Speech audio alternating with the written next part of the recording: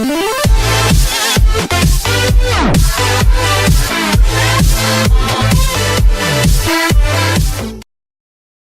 Manganello and her parents worked hard for a slice of the Olympic dream.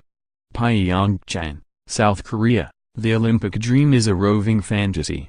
It can drift to a Wyoming dairy farm, whisper in the ear of Rulon Gardner, the youngest of 9 children, and take him to Australia to defeat the world's greatest Greco-Roman wrestler. It can visit Mhardeh, Syria, and convince Ghada Shouaa, a basketball player, that heptathlon gold is her destiny. It can penetrate royal haughtiness and transform the likes of Count Hermann Alexandre de Pourtalès of Switzerland into an Olympic champion. Over the past 22 Winter Olympics and 28 Summer Games, the ubiquity of this great aspiration has been manifested time after time. You can make it here from anywhere, it seems. Including a little Italian restaurant in Northwest Florida.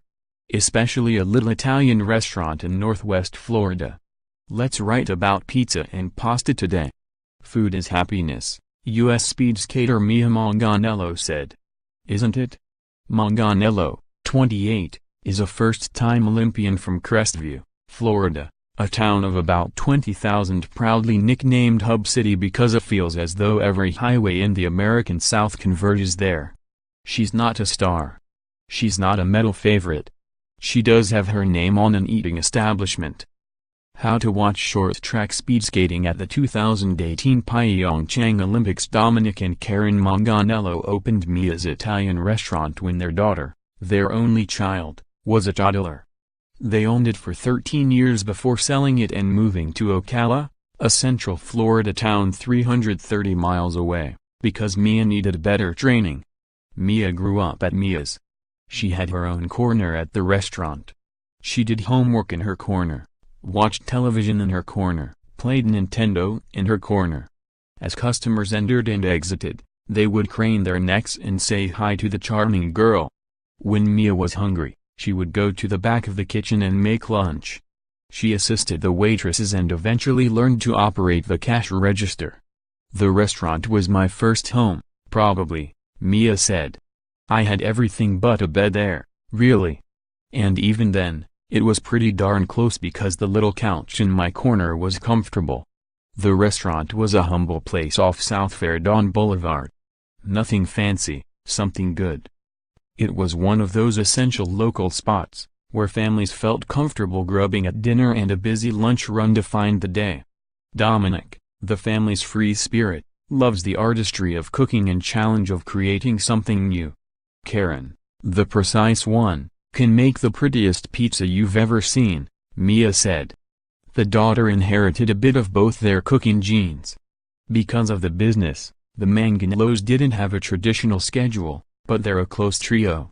When the parents realized Mia was a gifted athlete, they dedicated themselves to her athletic dreams. They moved to Ocala and Salt Lake City during her long and difficult journey.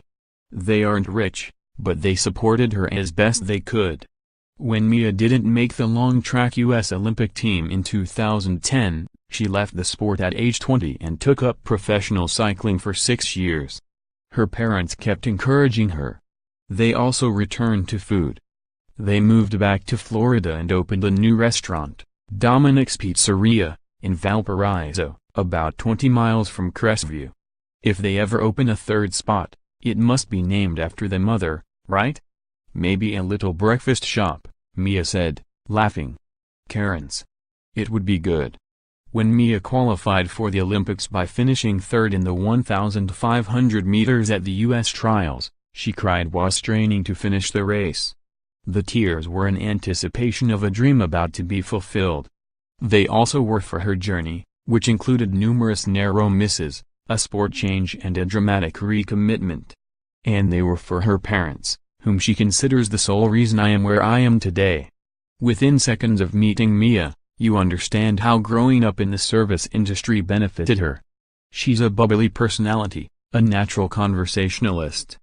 She reads people quickly. She wants to please. In an interview, she needs confirmation that she answered your questions properly. Some athletes can be uncomfortable with attention. Some are spoiled. Mia seems like a lifelong friend.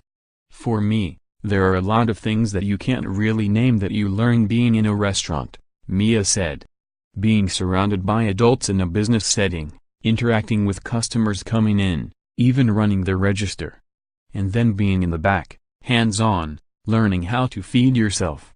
That's life, right? Something about being there and learning these life lessons in the moment that you don't realize is the best thing for you. I think back, and that's when it really soaks in. It's just second nature to me. U.S. speed skaters work with Under Armour to redesign suits for 2018 games at Mia's. Mia learned discipline. She learned to balance doing your job and contributing to the team. She learned, from her father, to love pepperoni and onions on her pizza. She learned that cooking keeps her calm. For some, growing up in an Italian restaurant might turn them off that kind of food. Not Mia. She'll always love pizza. I work out to eat, right? Mia said. I don't really discriminate. I love all kinds of pizzas. As an athlete, you have to be tricky with it. Now, I just have to be more strategic about it. I don't think it's healthy to avoid things altogether. I think you just burst and have 12 pizzas. After a hard day's work, I mean, we're burning thousands of calories, I can't afford to eat pizza. There's definitely a time and place for every joy of food. Mia gets sentimental about Chinese food because her family often ate it during holidays. They would go to a buffet because it was open, and they didn't want to cook a big meal on a day off. Live in the kitchen, and simple indulgences can lead to nostalgia. We were always together, Mia said. We were a unique family, in the sense that my parents cooked for a living. But that was special. In business and life, my parents are yin and yang. They make a complete circle. You can't have one without the other, and they make their world work. Together, they can rule the world. Now, Mia will try to rule her sport. Dominic and Karen won't be there, though. They will be in Valparaiso, at Dominic's, serving others, wishing to be with their only child. They will have 2 TVs tuned to the Olympics all day. The dream followed the scent of baking bread and found the little girl who once occupied a small corner of a restaurant bearing her name. Wonder if the dream likes pepperoni and onions, too. Read more coverage. Cross-country skier Jessie Diggins is sparkly. She also is poised to break a long Olympic drought. Did Pence request a meeting with figure skater Adam Rippon? Did Rippon refuse? Every 4 years, snowboarder Lindsay Jacobellis must relive her Olympic mistake weekend, Olympics fever? Here's where you can try 5 winter sports in the DC area. Kids Post, Winter Olympics have snowballed since the first games in 1924. Luger Aaron Hamlin chosen as U.S. flag bearer for opening ceremonies for Olympian Susan Dunkley. Reconciling a shooting life with gun violence. Jamie Anderson, Olympic gold medalist and meditator, seeks elusive balance goal in the shortest of short track speed skating. Go fast. Surgery to sled in 10 days. That's Justin Olsen's plan. Barry Svrluga, at the DMZ, Korean reunification seems an impossible task for these